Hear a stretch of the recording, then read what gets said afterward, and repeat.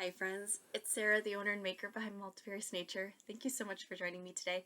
If you are a new viewer, welcome, and if you're a returning viewer, a big welcome back to you. I'm glad you guys are here for another episode, and it's going to be another short one, I think, but I'll talk about the things I focused on this week, which really, it was pretty limited on projects. I really focused in on one, and yeah, sometimes that's how it goes. So I hope you have a nice little beverage, either something cold or hot, depending where you are at in the world. Got some nice water. Very fancy. Actually, it does have flavoring in it. Very refreshing. But yeah, we'll get right into the works in progress end of things. So I don't have any finished objects. Well, unless I talk about my Handspun, but we'll talk about that in a hot minute. My camera's getting a little wonky here. Bear with me. I'm using natural light, which I love to do, and comes and goes depending on the cloud coverage. So we will see how this goes. But anyway, we'll do the work in progress first. Let's do that. So I worked on my half and half triangles wrap. I am not mid-row. I finished the row just to show you guys. So I am using all kinds of yarn that I have. Instead of the typical half and half triangles wrap, I'm actually kind of making a hybrid version. I don't know if it's necessarily the stripe. I'm not following the striped version, which, I mean, I could totally follow that pattern, but I kind of like just doing my own thing and making it look kind of like a quilt square. So, I'm on my second skein of this. This is by Bond Street. It's the Wendy yarn. Bond Street. I honestly don't know which is the brand. But it's 53% wool, 30% acrylic, and 17% viscose or polyamide. Very soft and fun, and it's a boucle style. You can see that. And like I said, that's the second skein I just started up on it. So here's my little Hello Lavender progress keeper, so you can see where I was last week. So I've been working on this on my lunch breaks, when in the morning when I get to do a little bit of knitting, and in the evening I've actually worked on a totally different project that I totally forgot out in the other room, but it is I totally forgot it in the other room. Well, I'm not gonna go grab it because it's gonna take me a hot minute, but I did work on my Straya cardigan. Just a little bit. I've been working on that in the evenings. I knit for very little now. To bring springtime, we are really busy around our house. We have lots of gardens, and we have critters. We have sheep now, and chickens and ducks, and then we have our 2 dogs. So it's a lot of work in the springtime getting things ready and doing all that. So I really don't do as much knitting as I'd like, but that's okay. These other things I really enjoy, and they do take priority. But you can see it's really beautiful. I love this color. I did not know what to make with it, and so I'm really glad that I'm making the half and half wrap. I'm going to use it as a blanket again.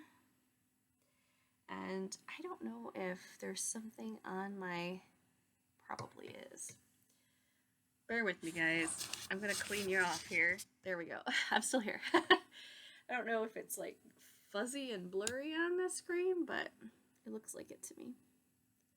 But you can see that it's really pretty. It's like a mossy green and blue color. It's definitely, I'd say like a variegated, but they're really subtle variegation. You can see it was a steal and a half. I love Goodwill finds. So that's one of the colors. I have 3 skeins of that, or like 2 3/4 skeins. So that's the first color that I'm working with, and then that will not finish that entire triangle, so I'm going to have to use other colors.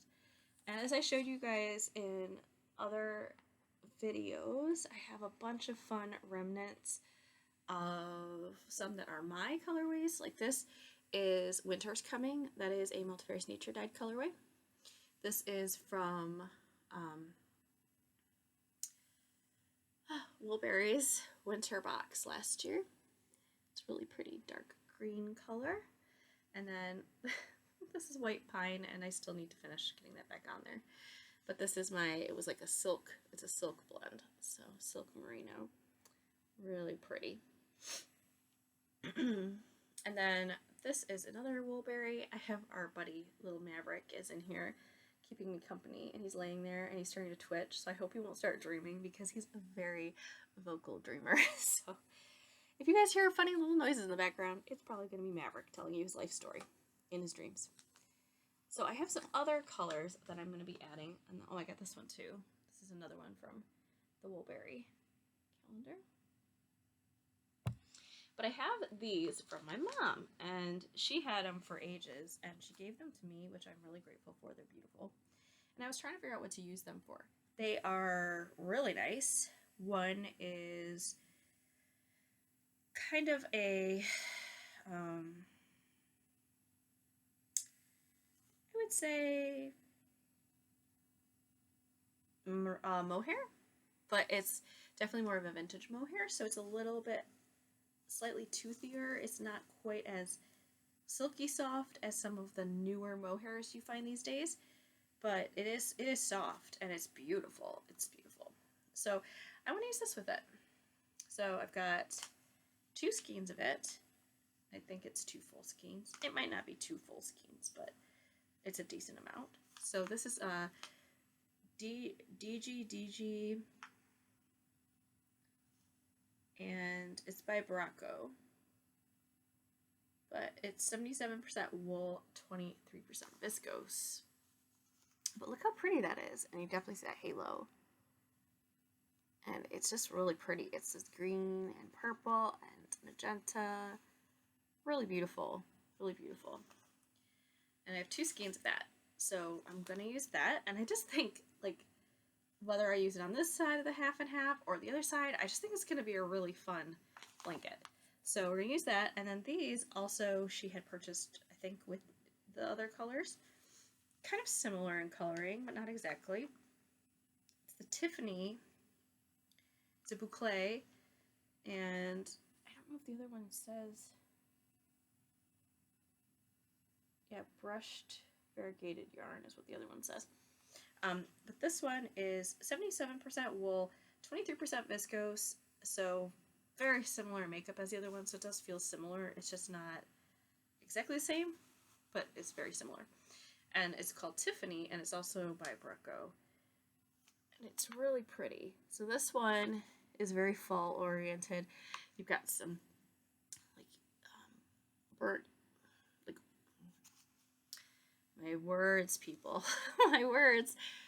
Like a brown yellow in here, a golden yellow. There we go. Golden yellow. Some magenta again, and then there's some like navy, but it almost is borderline purple. It's kind of, because it plays with the other colors, it's kind of hard to exactly tell what some of the colors are. But again, really beautiful. She actually had, I think, 2 and a half, or again, like 2 3/4 skein. Really pretty. So plenty to use either with this color, which I think would actually be really beautiful to put those together. And I'm debating doing some striping sections, or I do a couple rows of each and then carry the yarn, because you basically carry it in the center area. I think you could do that pretty easily, and create kind of a neat textural thing, because they'll be like fuzzy in areas, and then it'll be fluffy fuzzy in other areas because the boucle. I don't know. I'm just really excited about it. It's just going to be a lot of fun. And I've wanted to use all of these wonderful, which then I'm, again, tapping into my stash, which I've been wanting to do so. And I'm just really excited about it. As I mentioned before, I absolutely love working on the half and half triangles wrap. It is so much fun. You don't have to think about it. I literally find myself all the time on my lunch breaks bobbing my head and falling asleep while I'm knitting. Because it's so relaxing, and I'm getting so much better about not looking while I'm knitting. And it's just knitting, you know, it's stockinette stitch. So you're just knitting back and forth, or not stockinette stitch. It's,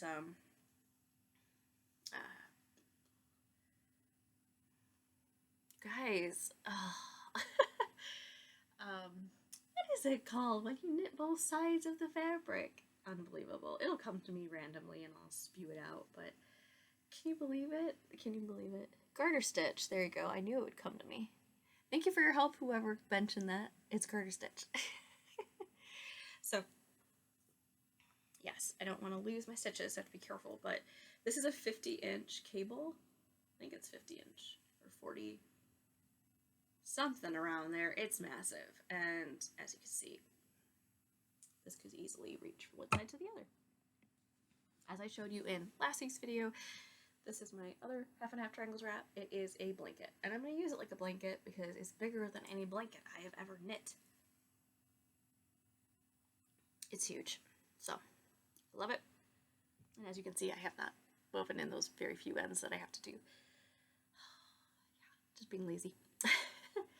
Anyway, let's get into my other works in progress, which is actually a semi-finished object, but moving towards works in progress. So I did finally finish plying up my, well, spinning up and plying that young Gotland fleece. So it's a Gotland lamb fleece that I got from Ballyhoo Fiber Emporium.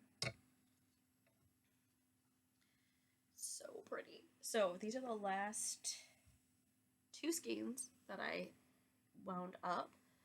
Getting so much more consistent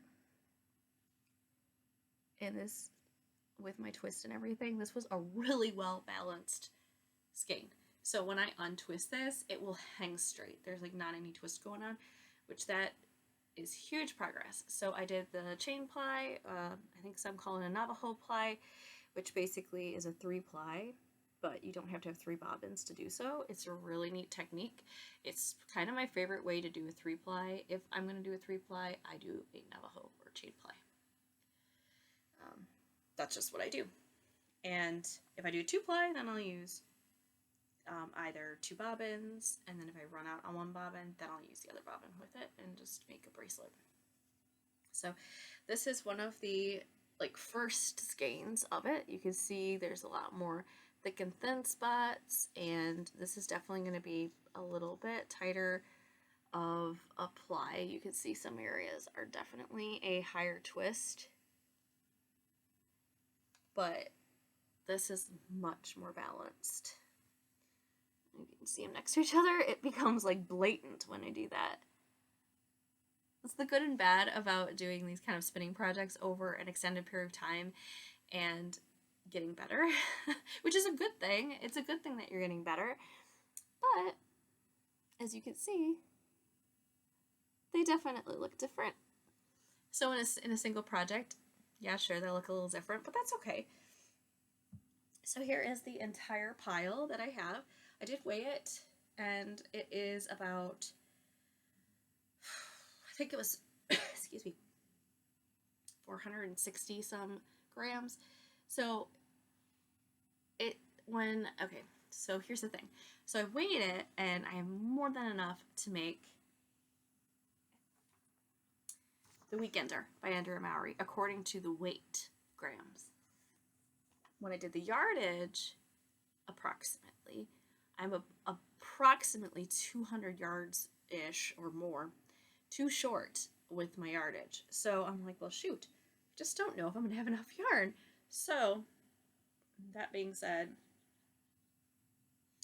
I actually have one more little bitty ball of already caked up from another project that I used a little of my very first skein on, but I have a cake of, this is the very first,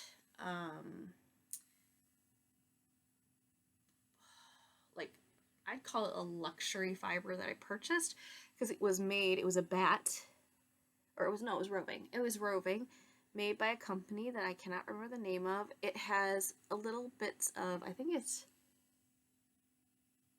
all alpaca. They colored some of the alpaca.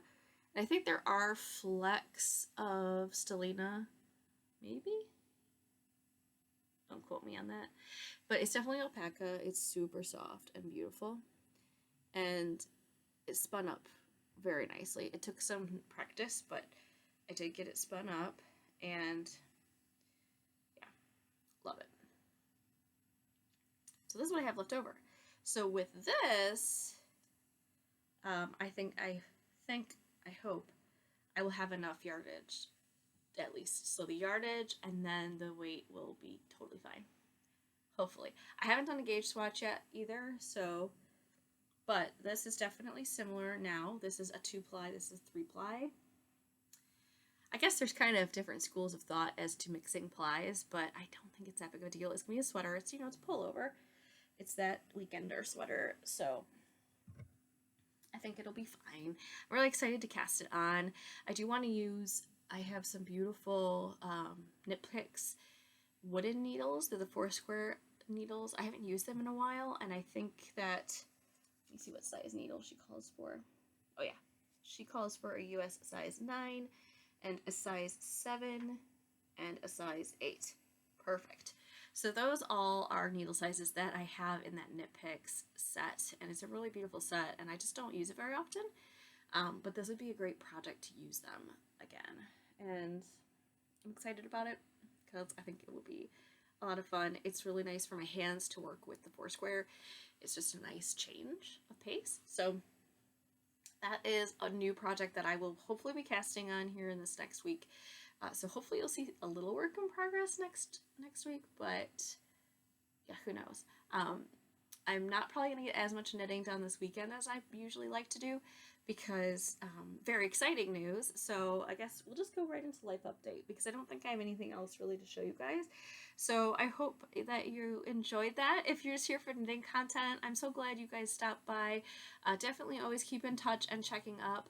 If you want to find out about sales or any new information about Multifarious Nature, make sure you subscribe to the newsletter. It's the best way to find out that information. If you go to multifariousnature.com, it should pop up asking you if you'd like to subscribe to the newsletter. If it does not, definitely email me under the Contact Me section there, and I will gladly add you if you provide which email you'd like me to add it to.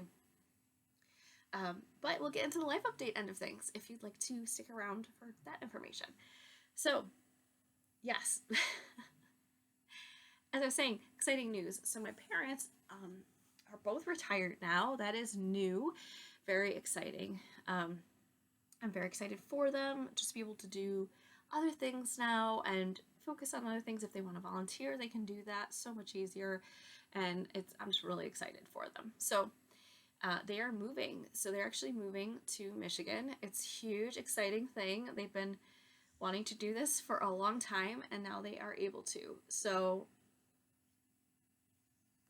pardon my itching of my eye. So this weekend, that's actually what they are doing. So we will be going to help them move, and it's they're doing like the first leg of getting their things to Michigan, and then we will help them unpack and do some of that around the house, which is really exciting.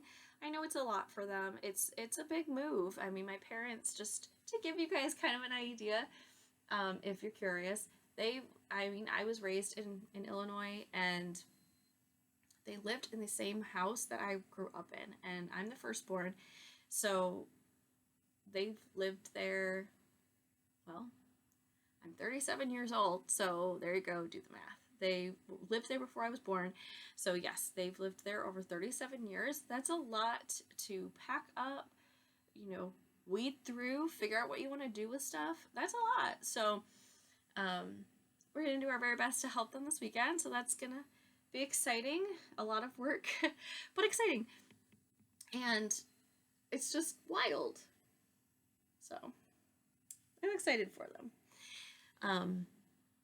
But that being said, we also have other things we have to do too, like take care of our animals and all that good stuff. So I actually purchased some combs. I did not bring them in here. So our Shetlands, now I may or may not, for those of you that have sheep and Shetlands in particular, or, I'm open to hearing from you and knowing if this is a good or bad idea, but I have heard it's actually a good idea, so I don't know. It may or may not stick, but I purchased just a couple they're grooming combs for, they kind of gear them towards sheep, actually, from what I saw at the family farm and home store, and they, it's really primarily, I'm not really going to comb their whole body per se. I'm really focusing on their neck. And this might be a moot point. I might eventually get coats for them. I just was debating on doing that and I wasn't sure. And at the moment, I don't really see us buying them quite yet. But because they are mainly out on pasture, at the moment, they're still in their little house a lot throughout the day, and then we let them out in the afternoon, so they just get a little bit of time as they get used to being on pasture versus having the dried hay. So the thing is with the dried hay is it gets all on their neck. Like, it gets up on their neck, it gets all over them, but it really gets around their neck area. And the one little sheep out of all three of them, Chanterelle, she's the smallest of them, and it really has gotten like crazy behind her neck because she's a quick one and she lets you rub under her chin and stuff, but once you start trying to like pull out some of the stuff on her neck, she runs away from you really quick. So I'm hoping that if I can use this comb, and I got this slicker that is wide metal, like it has these little metal prongs. They basically look like carding teeth. That's exactly what it looks like. And my goal is then just to use that around her neck. And it's a small one that fits in your palm, so it's like you're petting them almost. They like being rubbed and scratched, so I would think that they would enjoy it, but I don't know. That's what people were saying, is that the sheep like it. It's a bonding experience for them, and then for me, it's just trying to get ahead of the veggie matter a little bit. It could be a complete moot point. This might not last long, but I was going to try it anyway because I'm very excited about using their fleeces, and I'd like to use as much wool as I possibly can. And they have a lot of beautiful wool behind their neck. However, it's got all kinds of, their lunch and dinner in their neck. But they are really, really sweet. So entertaining. I will say we had a little incident with our critters this actually yesterday, to be quite honest. Yesterday, we did have a little incident with one of our dogs. So we very carefully let our dogs in with the sheep while we were there only, never by themselves. And before we ever let them into the open area with them, we had the sheep in their little house with their gate closed and everything, and then let the dogs into their big open pasture. Primarily, we did this because we wanted to see how they would interact when they met. If any of them were super scared of the dogs and like hid in the corner or something, then we would know that the dogs just cannot be in the pasture with them at all. It's going to be tormenting them, and that's not good. You don't want to cause stress and fear. So what we did is we let them in while the sheep were in their little house with me. I was in their house with them to observe and see how it goes. And the craziest thing happened. So I'm sitting in their little house with them on the ground next to them, so very much at their level. And the one is super social. Amanita's super social. She came up to me right away, no problem. Her other sisters, they're not really blood-related sisters, but her two other sisters that are actually twins, Veiled Lady and Chanterelle, they actually would not come up to me. Like, they would stay back and were very curious, but they would not come close. And they were very shy. But when my husband, Stan, when he let the dogs into the pasture area, the sheep went right past me, like I didn't even exist, and went right up to the gate to be by the dogs. It was crazy. I'm like, what the heck? So, and then I could pet some of the sheep because they didn't pay attention to me. They were paying attention to the dogs. So that was crazy. Super crazy. They were really curious and not scared at all. Like, they touched noses with the dogs touched noses. They were very okay and friendly and not aggressive towards the sheep. I was like, okay, well, this will be okay. We'll just constantly monitor, and if things change, then obviously we will make adjustments accordingly. Well, things changed yesterday. So, mind you, we've done this for over a week, where the dogs have come in with us while they were out on pasture, and no problem. Everything was good. Well, our little Amanita, and by little, she's the biggest of all three of them. She is getting, like I said, she's very social, and she is getting more confident in wanting to not only be with us, like her owners, like myself and my husband. Um, she likes to be around us. It's funny. The sheep will go off and graze, but as soon as you get up and like walk to the gate, they will want to come be by you, and then they cry when you leave. And so they're 10 weeks now. And well, I guess Dan was getting up to leave. He was walking towards the gate, and I think one of our dogs ended up behind him instead of in front of him, which I think, even though I still don't want to try this again, I think that if we could get both the dogs in front of us, this might correct the situation, but I just think it's too risky at the moment. But one of our dogs ended up behind him, and I think Amanita ended up right behind him because, again, she just wanted to be by him, and one of our dogs got a little snippy with her.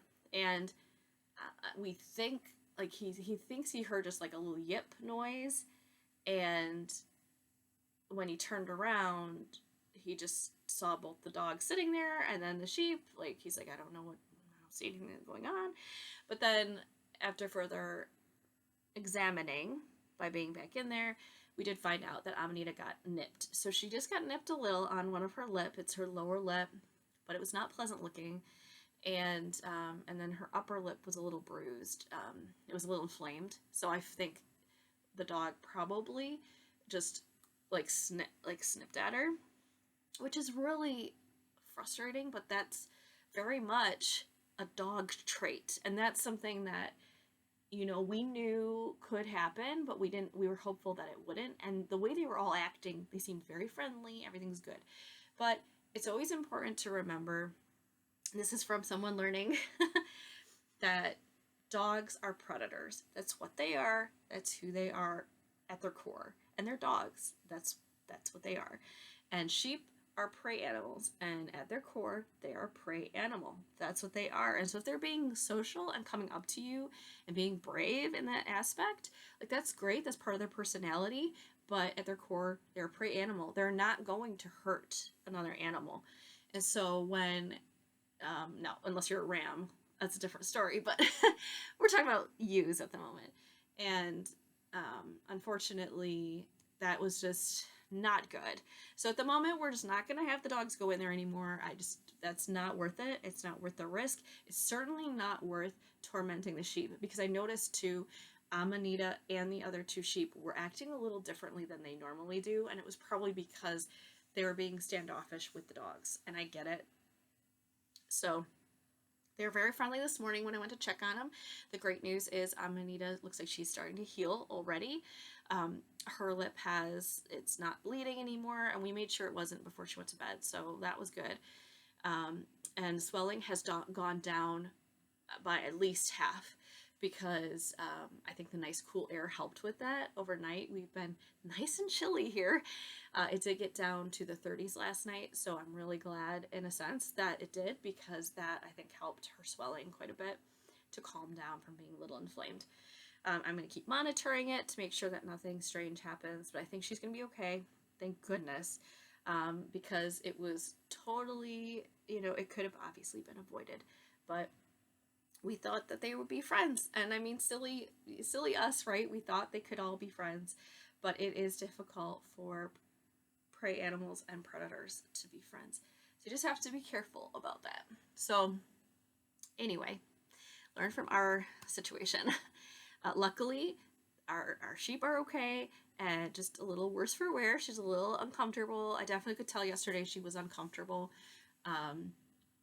She was just acting a little standoffish. If I went near her face at all, she just would turn her head away. She did not want me touching her face, which normally I can touch all over her face, no problem. So I could tell she's definitely uncomfortable, and rightfully so. It did not look comfortable. So I wasn't sure if there was anything I should have done treatment-wise for her. I looked up all kinds of things, and it was really hard to find information about a dog bite on their face and what you could treat it with, because I found so much information about dog bites on their body and what you could treat it with. But when it comes to their mouth, there are certain things you just can't spray their mouth with. So, I mean, they do have saliva, so hopefully that helps clean certain things too. And, we're going to keep watching. And luckily, the owner, or the prior owner, the breeder, she is a veterinarian, and she has been so kind for me to reach out with questions. So if anything gets squirrely, I will definitely be reaching out just to make sure. But I think we're good. I think everything's okay, but definitely threw us for a bit of a loop there and a scare, because last thing I want is our animals to be in pain. It's absolutely the worst thing. If you're an animal lover and an animal owner, you understand. They can't share their pain, so you don't really know, other than the fact that they clearly are uncomfortable. So, all right, that is the crazy update from our little homestead. And yeah, I'll keep you guys updated. I think that's it for this week. I hope you're doing well. If you're working on any new projects, please do let me know in the comments below, and share any information about those projects. I always love to learn about new patterns and new designs. And yeah, I look forward to chatting with you guys soon. Have a great rest of your week. Take care. Bye.